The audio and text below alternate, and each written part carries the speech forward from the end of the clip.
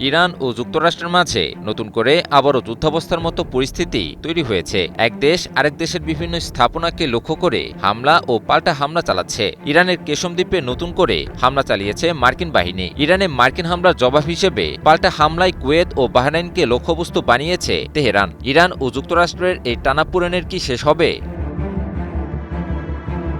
বুধবার সকালে পারস্য উপসাগরের হরমুজ প্রণালীতে অবস্থিত ইরানের বৃহত্তম দ্বীপ কেশম দ্বীপে হামলা পরিচালনা করে মার্কিন বাহিনী। কেশম দ্বীপের দক্ষিণে অবস্থিত আইআরজিসির একটি যোগাযোগ টাওয়ারে হামলা চালায় মার্কিন বাহিনী। কাতার ভিত্তিক সংবাদ মাধ্যম আল জাজিরা জানিয়েছে এ খবর।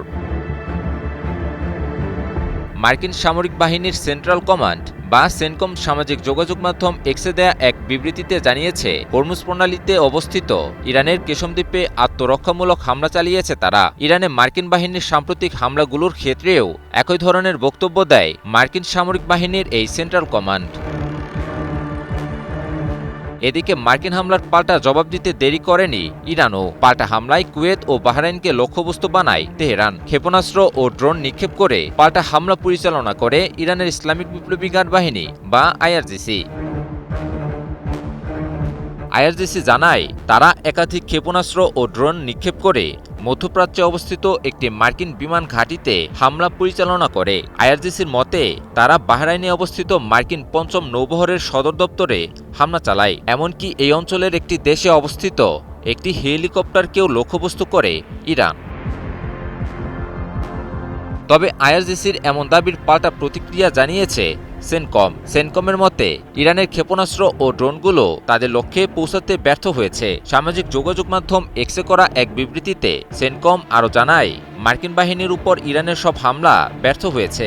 মার্কিন বাহিনী সতর্ক অবস্থানে রয়েছে এবং ইরানের অযাচিত আগ্রাসনের বিরুদ্ধে প্রতিরোধ গড়ে তুলতে প্রস্তুত রয়েছে।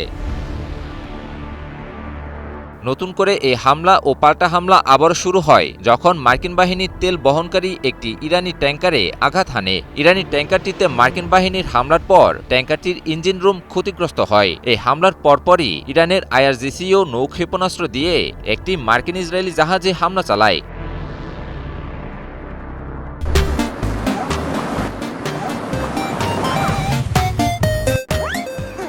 দীর্ঘ 6 সপ্তাহেরও বেশি সময় ধরে চলা আলোচনা কোনো আশাব্যঞ্জক ফলাফল না দেয়ায় পুনরায় সংঘাতে লিপ্ত হয়েছে ইরান ও যুক্তরাষ্ট্র।